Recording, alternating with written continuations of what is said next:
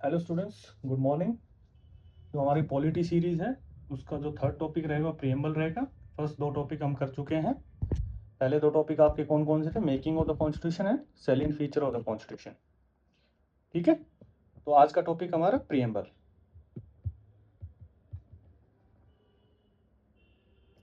ठीक है,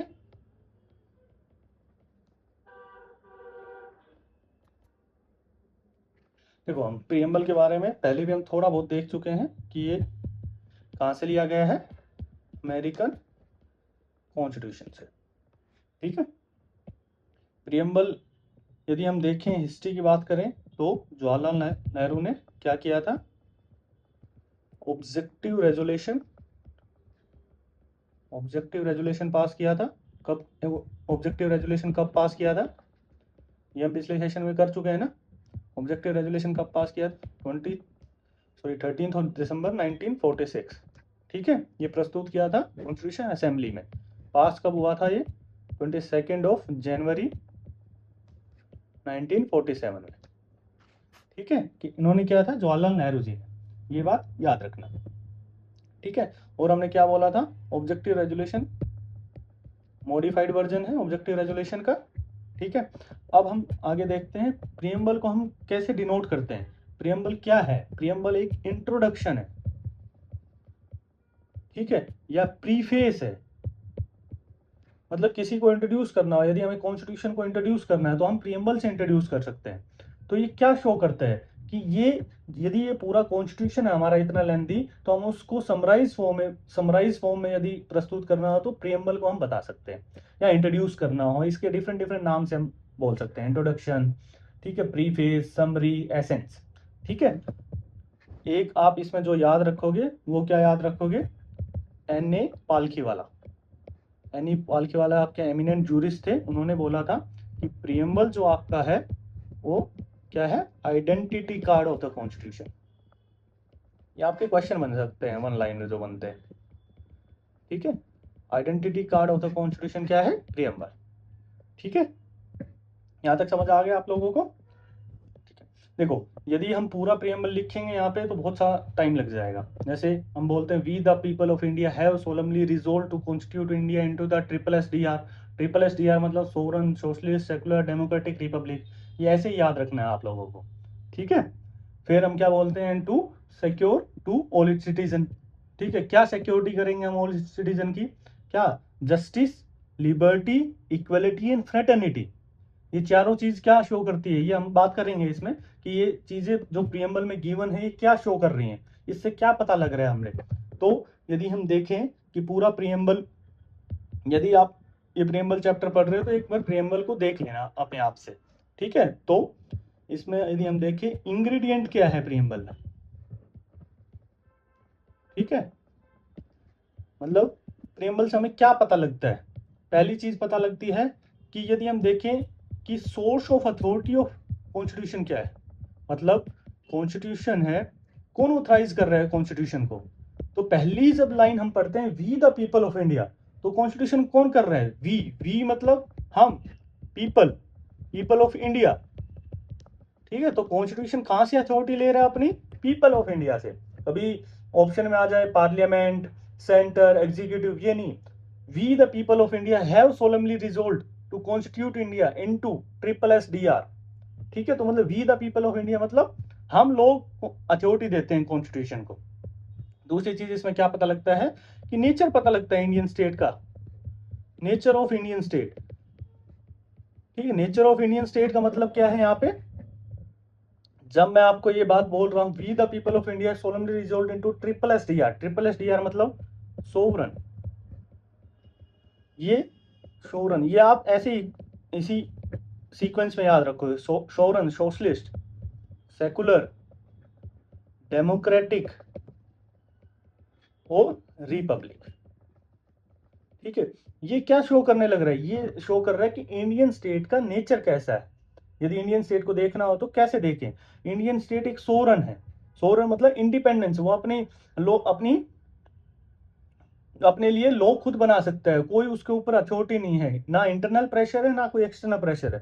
socialist, socialist और सेकुलर ये हम पहले ही बात कर चुके हैं कि कब ऐड हुए हैं, 42nd कॉन्स्टिट्यूशनल अमेंडमेंट एक्ट 1976 से। ठीक है, सोशलिस्ट एक आइडियोलॉजी शो करता है, सेकुलर मतलब सभी, हमारे लिए जो धर्म है वो सब बराबर है, सभी की इक्वल रिस्पेक्ट करते हैं हम सभी को। ठीक है, डेमोक्रेटिक मतलब हमारा जो पॉलिटिकल सिस्टम दिखाता है डेमोक्रेसी का। ठीक है, रिपब्लिक मतलब हेड ऑफ द स्टेट हमारा इलेक्टेड है। ठीक है, ये नेचर ऑफ द स्टेट कैसे शो करें, ट्रिपल से। कैसे याद रखोगे, ट्रिपल और ये क्रोनोलॉजी भी याद रखोगे कि पहले कौन आ रहा है, सोवरन आ रहा है, फिर सोशलिस्ट, फिर सेकुलर, डेमोक्रेटिक, रिपब्लिक। ठीक है, थर्ड चीज क्या है इसमें, यदि हम बात करते हैं तो ऑब्जेक्टिव। अभी मैंने जब आपको बोला था कि triple and to secure all its citizen, तो मैंने आपको 4 वर्ड बोले थे। अभी 4 वर्ड कौन से बोले थे, पहली बात आपका जस्टिस। ठीक है, दूसरी मैंने बोली थी आपको लिबर्टी, थर्ड थिंग बोली थी इक्वलिटी, फोर्थ थिंग बोली थी फ्रेटर्निटी। ठीक है, justice, liberty, equality and fraternity, ये क्या शो कर रहे हैं आपका ऑब्जेक्टिव ऑफ द कॉन्स्टिट्यूशन। मतलब कॉन्स्टिट्यूशन क्या करना चाह रहा है अल्टीमेटली, वो सोसाइटी में, वो आपके अंदर एक जस्टिस का भाव लेके आना चाह रहा है, सोसाइटी में जस्ट सोसाइटी बनाना चाह रहा है, लोगों के अंदर लिबर्टी हो, एक लोगों के अंदर फ्रीडम हो, फ्रीडम ऑफ लिबर्टी ऑफ,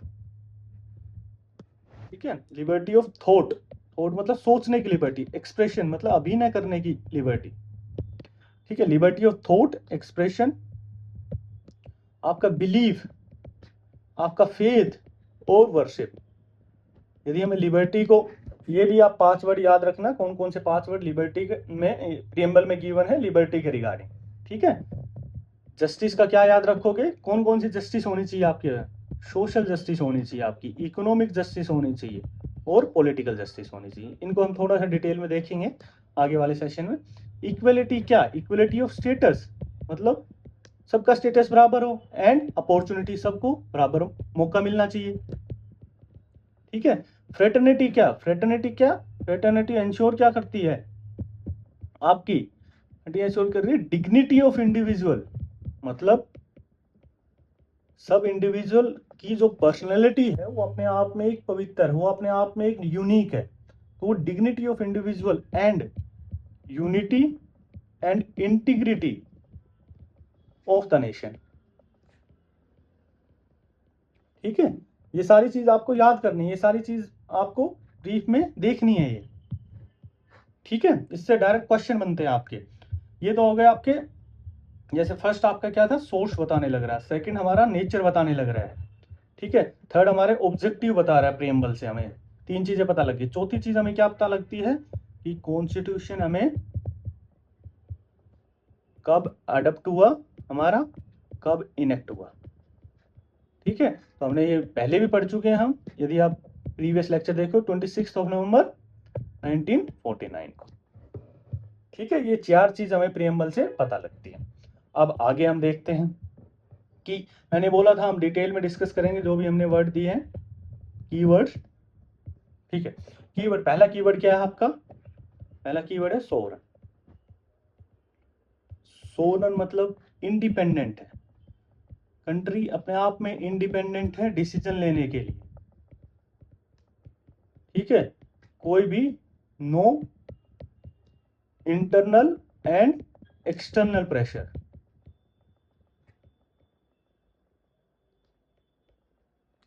ठीक है, अब एक बात बताओ, चलो कंट्री इंडिपेंडेंट हो गई है, ठीक है, लेकिन हम देखते हैं कि जो इंडिया है या कोई और कंट्री है वो किसी एक इंस्टीट्यूशन का पार्ट बनती है, जैसे यूएन का, जैसे कॉमनवेल्थ का, ठीक है, जैसे एससीओ का, जैसे क्वेड का, एटसेट्रा। तो हमारी सोवरेनिटी इससे हैम्पर होती है नहीं होती, हैम्पर मतलब इम्पैक्ट पड़ता है नहीं पड़ता, कम होती है, ज़्यादा होती है नहीं होती, नहीं, इससे हमारा बिल्कुल इम्पैक्ट नहीं पड़ता। क्यों, क्योंकि ये हमने अपनी फ्री विल पे किया है। फ्री विल मतलब हमारी मर्जी है कि हम ज्वाइन करें या इसको जब मर्जी आए जब टर्मिनेट करें, ये हमारे पास चॉइस है। तो इसलिए हमारी सोवरेनिटी है वो इससे इम्पैक्ट नहीं करती। ठीक है, दूसरी चीज आप इसमें क्या देखते हो, मैंने बोला था क्रोनोलॉजी से आपको देखना है बिल्कुल। दूसरी चीज क्या है आपकी, सोशलिस्ट। ठीक है, सोशलिस्ट हमने पता है कि सोशलिस्ट आपका वर्ड कैसे ऐड हुआ है, 42nd कॉन्स्टिट्यूशनल अमेंडमेंट एक्ट से 1976 में, ठीक है। प्रियम्बल में 3 वर्ड ऐड हुए, वो हम अमेंडमेंट ऑफ द प्रियम्बल देखेंगे, तब हम उसमें लास्ट में देख लेंगे कौन कौन से 3 वर्ड ऐड हुए हैं। सोशलिस्ट। अब एक बात बताओ, 42nd कॉन्स्टिट्यूशनल अमेंडमेंट एक्ट के पहले क्या इंडिया सोशलिस्ट कंट्री नहीं थी, लेकिन इसमें जब ये 42nd कॉन्स्टिट्यूशनल अमेंडमेंट एक्ट से हमें क्या हुआ, एक्सप्लिसिटली हमें पता लगा। एक्सप्लिसिटली मतलब कि आपके कॉन्स्टिट्यूशन में आप मेंशन कर दिए ये चीज कि भाई इंडिया में एक फीचर आपका सोशलिस्ट भी है, ठीक है। इम्प्लिसिट आपका इंडिया पहले भी इम्प्लिसिटली भी सोशलिस्ट था। सोशलिस्ट इम्प्लिसिट सोशलिस्ट मतलब वो चीज आपकी एसेंस है, वो सोल के अंदर थी, लेकिन आपके चेहरे पे कब दिखी वो सोशलिस्ट, वो 42nd कॉन्स्टिट्यूशनल अमेंडमेंट एक्ट के बाद दिखी, ठीक है। एक्सप्लिसिटली हमारे इसके बाद दिखी, इम्प्लिसिट हम पहले भी थे। जैसे कि सोशलिस्ट प्रिंसिपल जब हम देखते हैं तो डीपीएसपी में क्या है, पूरा सोशलिस्ट प्रिंसिपल ही तो सोशल इकोनॉमिक आपके जो डेमोक्रेसी वही तो शो कर रहा है वो, ठीक है। जो कंटेंट है डीपीएसपी में नहीं है वो आपके, ठीक है। अब हम सोशलिज्म का थोड़ा फॉर्म देख लेते हैं क्या कुछ है। सोशलिज्म 2 में डिवाइड करते हैं, ठीक है। पहला हम बात करते हैं डेमोक्रेटिक सोशलिज्म, क्योंकि यहाँ से आपके क्वेश्चन बनते हैं तो इसलिए थोड़ा सा देख लेते हैं। दूसरा हम देखते हैं कम्युनिस्ट सोशलिज्म, ठीक है। अब नाम से ही पता लग रहा है आपका, ठीक है। डेमोक्रेटिक सोशलिज्म मतलब जहां आपके पास जो मीन्स ऑफ प्रोडक्शन है वो पब्लिक भी हो और प्राइवेट भी हो। मतलब वो कौन कौन से टाइप की आपके हिसाब से इकोनॉमी रन कर रहे होंगे, कौन से टाइप की इकोनॉमी मिलेगी, यहाँ आपको मिक्स इकोनॉमी मिलेगी, ठीक है। यहाँ पे कौन सी इकोनॉमी मिलेगी आपको, मिक्स्ड इकोनॉमी मिलेगी। यदि हम कम्युनिस्ट सोशलिज्म की बात करते हैं, वहां पे जो मीन्स ऑफ प्रोडक्शन है, मीन्स ऑफ प्रोडक्शन मतलब यदि कोई मैन्युफैक्चर कर रहे हो या प्रोड्यूस कर रहे हो कोई नई चीज, तो उसकी सारी जो अथॉरिटी है वो स्टेट के अंडर रहती है, वो कम्युनिस्ट सोशलिज्म में आता है आपका। यहाँ पे आपका पब्लिक और प्राइवेट दोनों में आएगा आपका, ठीक है। यहाँ पे कहाँ आ रहा है, स्टेट के अंडर क्या आ रहा है, मीन्स ऑफ प्रोडक्शन पूरा स्टेट कंट्रोल्ड है, ठीक है। इसका एग्जाम्पल इंडिया किसका एग्जाम्पल है आपका, डेमोक्रेटिक सोशलिज्म का, ठीक है। इतना आप याद रखना, ठीक है। तीसरा फीचर क्या है अपना, ये हम कर चुके हैं, हाँ। तीसरा फीचर क्या है अपना, सेकुलर। अब एक बात बताओ, क्या ये भी हमने देखा है कि 42nd कॉन्स्टिट्यूशन अमेंडमेंट एक्ट 1976 के बाद एक सेकुलर वर्ड ऐड हुआ है हमारे प्रीएम्बल में। उससे पहले क्या इंडिया सेकुलर नहीं था, बिल्कुल था। कैसे पता लगता है हमें, क्योंकि हमारे फंडामेंटल राइट हमें देखते हैं आर्टिकल 25 से आपके 28 तक कि वो सारे आपके सेकुलर फीचर ही शो करने लग रहे हैं, ठीक है। तो वही मैं चीज बोल रहा हूँ, एक्सप्लिसिटली हमने मेंशन किया 42nd में, ठीक है। इम्प्लिसिट पहले से ही चलता आ रहा है आपका, ठीक है, अंडर आर्टिकल 25 से 28 फंडामेंटल राइट में, ठीक है। इसके बाद हमने ये भी देखा था कि सेकुलरिज्म है वो आपका पॉजिटिव और नेगेटिव दो एस्पेक्ट देखे थे हमने सेकुलरिज्म के, ठीक है। आप बताओगे कि इंडिया कौन से में लाई करता है, पॉजिटिव और नेगेटिव सेकुलरिज्म देखा था हमने, ठीक है।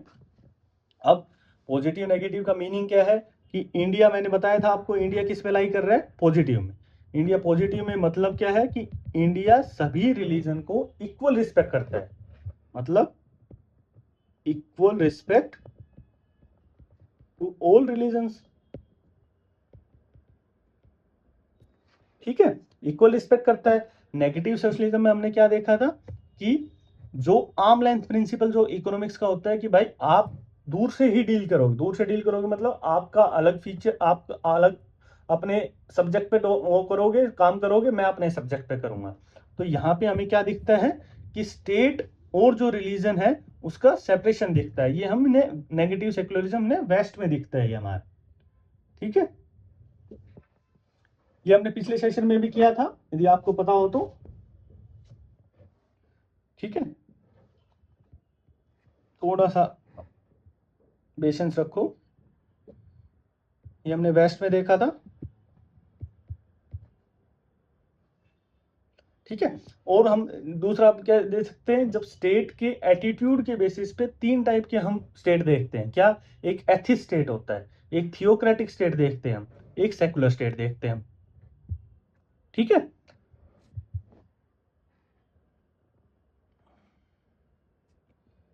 थोड़ा सा आईपैड हैंग कर रहा है।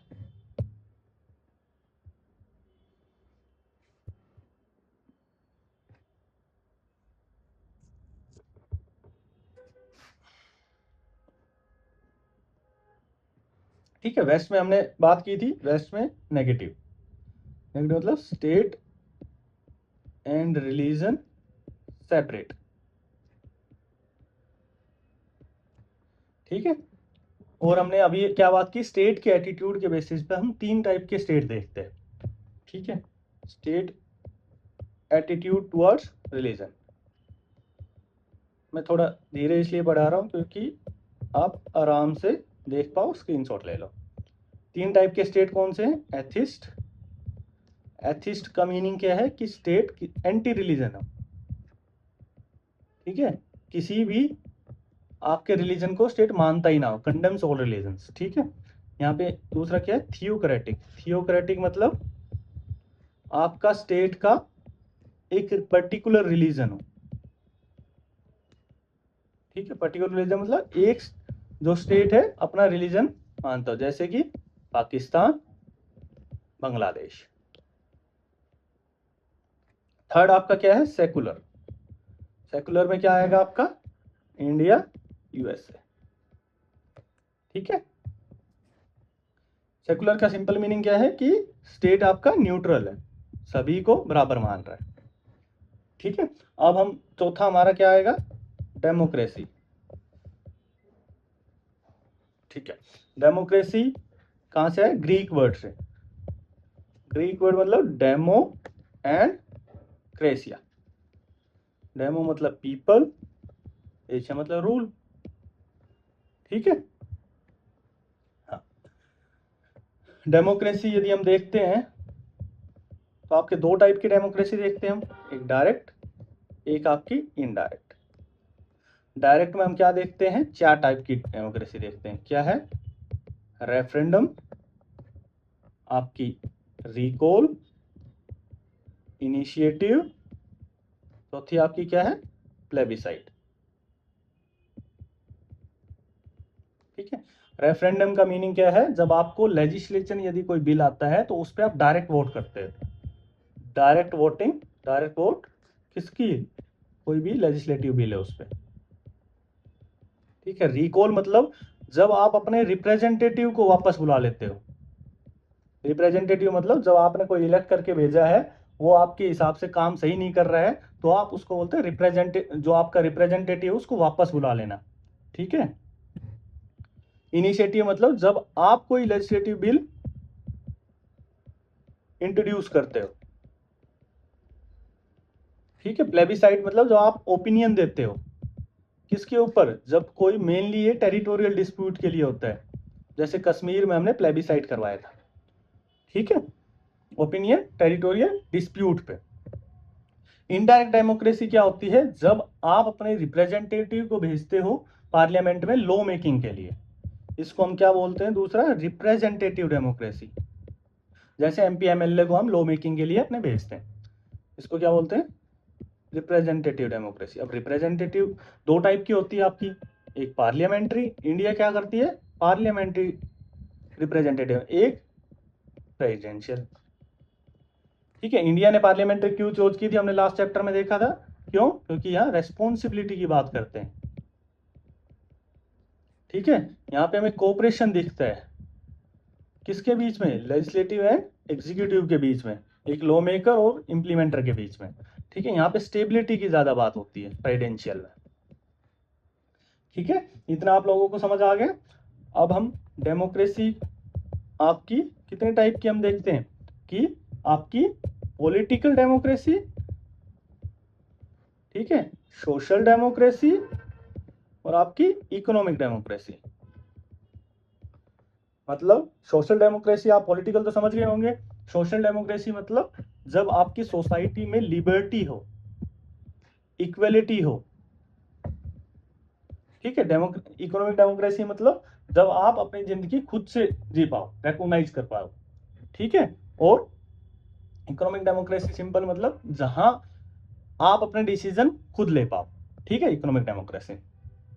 ठीक है, डेमोक्रेसी हो गया आपका। फिफ्थ आपका क्या आता है, रिपब्लिक। ठीक है, रिपब्लिक। अब इसमें हम क्या देखेंगे, जो हेड ऑफ द स्टेट होता है वो दो टाइप से हम इलेक्ट करते हैं, एक मोनार्क, एक आपका रिपब्लिक बोलते हैं।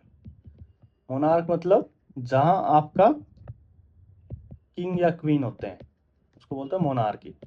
इसमें क्या होता है, हेरिडिटरी ये पोस्ट होती है। ठीक है, रिपब्लिक मतलब जब आपका head of the state elected हो। अब दो टाइप से इलेक्टेड देखते हैं हम, दो टाइप से इलेक्टेड क्या देखते हैं, एक आपका डायरेक्टली, एक इनडायरेक्ट। डायरेक्टली मतलब जब आपका president head of the state, जब आपका head of the state directly elect हो, किस केस में, यूएसए में। इनडायरेक्टली मतलब जब आपके रिप्रेजेंटेटिव टेक पार्ट करें उसमें। ठीक है, आप डायरेक्ट टेक पार्ट ना करो अपने हेड ऑफ द स्टेट बनाने, तो उसमें क्या होता है आपका इंडिया। ठीक है, समझ आ गया पूरा ये आपको। जब आपका head of the state elected हो तो उसको हम रिपब्लिक बोलते हैं।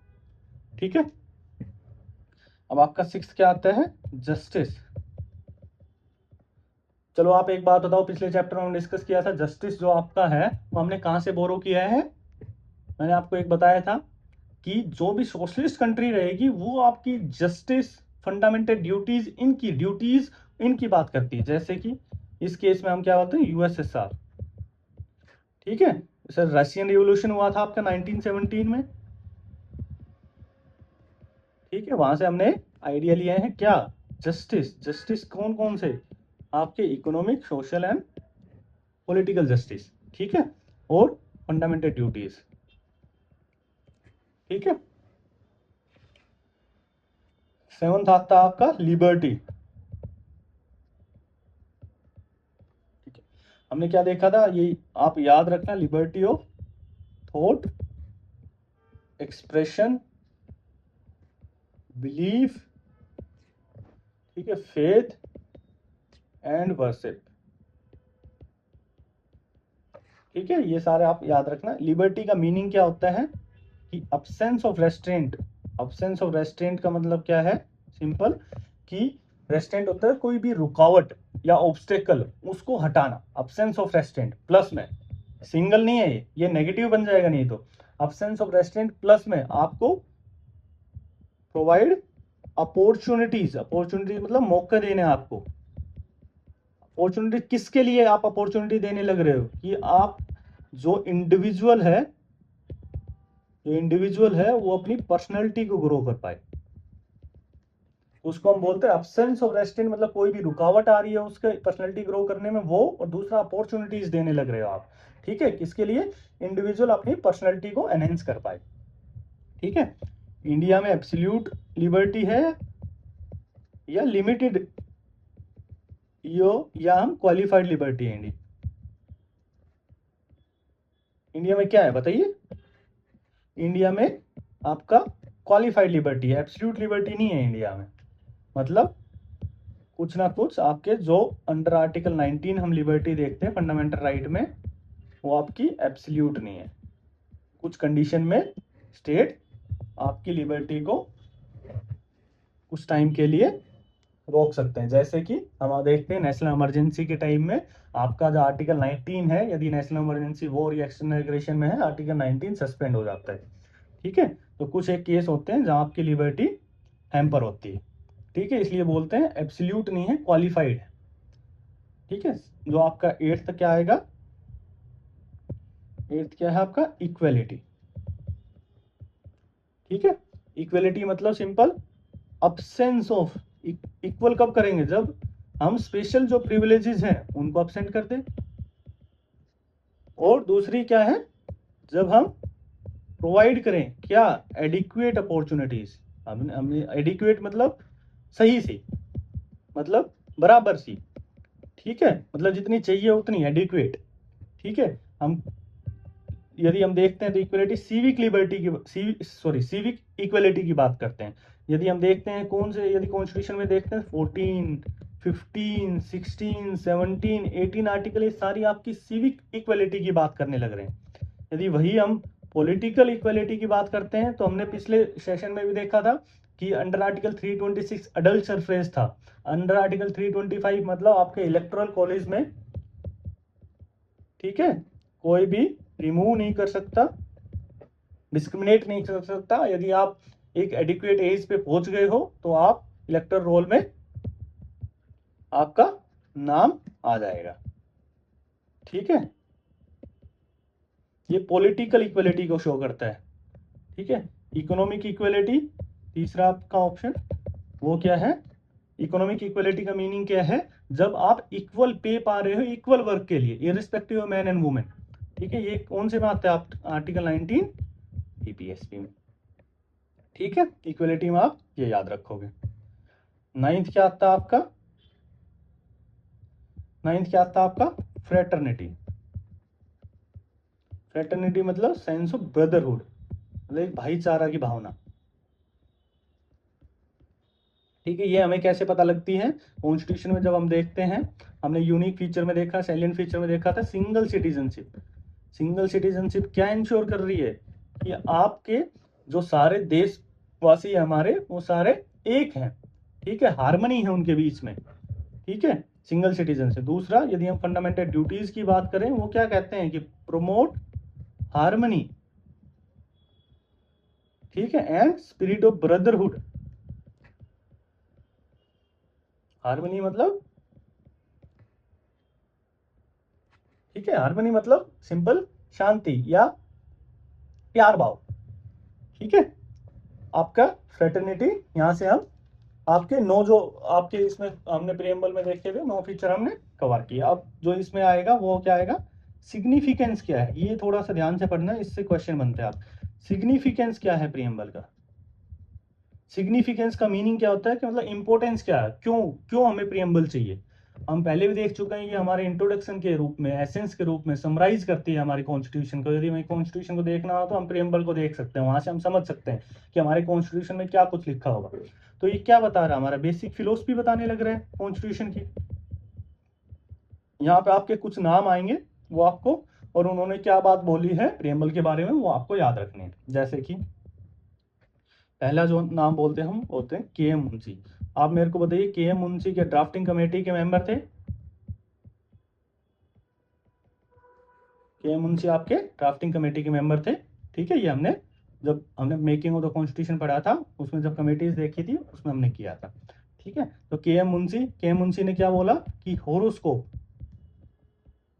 ठीक है, होरोस्कोप ऑफ सोवरन,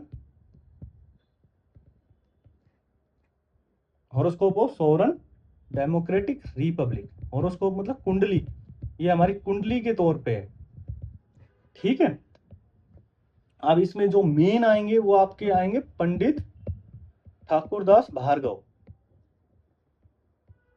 पंडित ठाकुरदास भार्गव। उन्होंने प्रीएम्बल के बारे में बहुत सारी चीजें बोली, जैसे सोल ऑफ कॉन्स्टिट्यूशन की बात करें तो वो पंडित ठाकुरदास भार्गव क्या बोल रहे हैं, preamble as a soul of constitution, ठीक है। की ऑफ कॉन्स्टिट्यूशन, की मतलब चाबी है, यदि कॉन्स्टिट्यूशन को खोलना है तो आपको प्रीएम्बल से खोलना पड़ेगा, ठीक है। और आपका jewel set in the constitution, ठीक है। और आपका प्रीसियस पार्ट ऑफ कॉन्स्टिट्यूशन। और पांचवी चीज क्या बोली है आपकी कि preamble as a yardstick, yardstick, ठीक है, to measure worth of constitution. मतलब एक एक मीटर के टाइप में है, मतलब यदि हमें कॉन्स्टिट्यूशन का वर्थ जानना है, उसकी वैल्यू जाननी है तो हम प्रीएम्बल के थ्रू जानेंगे, ठीक है। 5 चीज याद रखना, ये आपके पूछ लेते हैं, आगे हम क्वेश्चन में भी देखेंगे इनके रिगार्डिंग, ठीक है। एक और नाम हम इसमें देखेंगे, वो आएगा आपका अर्नस्ट बेकर। अर्नस्ट बेकर ने क्या बोला है आपका, preamble as the key part of the constitution, sorry keynote of the constitution, ठीक है। की किसने बोला है, आपके पंडित ठाकुरदास भार्गव ने। अर्नस्ट बेकर ने क्या बोला, की नोट ऑफ कॉन्स्टिट्यूशन, ठीक है। ये चीजें याद रखना, ये आगे भी हम क्वेश्चन में डिस्कस करेंगे। फिर आता है आपका प्रीएम्बल आपका पार्ट ऑफ कॉन्स्टिट्यूशन है या नहीं। ठीक है, इसमें हम कुछ आपके केसेस भी देखेंगे, क्योंकि आजकल हम देख रहे हैं कि ट्रेंड बढ़ता जा रहा है कि सीधे आपके सुप्रीम कोर्ट के केस भी पूछ लेते हैं आजकल पेपर में। ठीक है, इसमें 3 केस देखेंगे हम। ठीक है, पहला केस कौन सा रहेगा आपका, पहला केस रहेगा आपका बेरू बारू यूनियन केस 1960। ठीक है, दूसरा केस क्या रहेगा, केशवानंद भारती केस। ठीक है, 1973। तो तीसरा केस कौन सा रहेगा आपका, LIC केस 1995। ठीक है, इसमें बोल रहे हैं कि प्रियम्बल पार्ट है कॉन्स्टिट्यूशन का, preamble is the preamble part of constitution, मतलब प्रियम्बल कॉन्स्टिट्यूशन का हिस्सा है, ये बोल रहे बेरूबारी यूनियन केस में सुप्रीम कोर्ट ने बोला नहीं है, केशवानंद भारती केस में बोला है, LIC केस में बोला है। ठीक है, तो ये आप याद रखोगे। ठीक है, सुप्रीम कोर्ट ने इसके अलावा भी 2 चीज बोली। क्या बोली प्रियम्बल के बारे में, कि preamble is neither a source, ये भी क्वेश्चन आपका स्टेटमेंट पूछ लेना, neither a source NOR prohibition. Prohibition मतलब रुकावट, सोर्स मतलब एक जहां से एनर्जी आपकी जनरेट होती है, सोर्स मतलब जहां से हम पावर ड्राइव कर सकते हैं। Neither a source NOR prohibition of power, neither a source NOR prohibition upon power. ठीक है, ऑफ लेजिस्लेचर मतलब यदि कोई लॉ मेकर लॉ बनाने लग रहा है तो प्रियम्बल से वो अपनी पावर ड्राइव नहीं कर रहा है। ठीक है, ना ही प्रियम्बल उस पर रुकावट बन सकता है। ठीक है, दूसरा सुप्रीम कोर्ट ने क्या बोला है, ये एक नॉन जस्टिसिएबल है और आपका नॉन एनफोर्सिएबल है। मतलब आप ये जाके प्रियम्बल यदि वॉयलेट होता है, ये नहीं बोल सकते आप जाके कि भाई आप ये कैसे वॉयलेट हो गया। ठीक है, तो नॉन जस्टिसिएबल है, नॉन एनफोर्सिएबल है कोर्ट में। ठीक है, तो यदि हमने देखा अभी तो हम अमेंड कर सकते हैं, हमने देखा है ना 42nd कॉन्स्टिट्यूशन अमेंडमेंट एक्ट के तहत कॉन्स्टिट्यूशन प्रियम्बल अमेंडमेंट कर सकते हैं, यस कर सकते हैं। 1976 में हमने किया, 3 वर्ड कौन कौन से ऐड किए थे हमने, सेकुलर, सोशलिस्ट और इंटीग्रिटी। यहां से क्वेश्चन आपका बन जाता है आपका। ठीक है, दूसरा और हम क्या बोल सकते हैं, कौन से आर्टिकल के तहत हम प्रियम्बल को कर सकते हैं।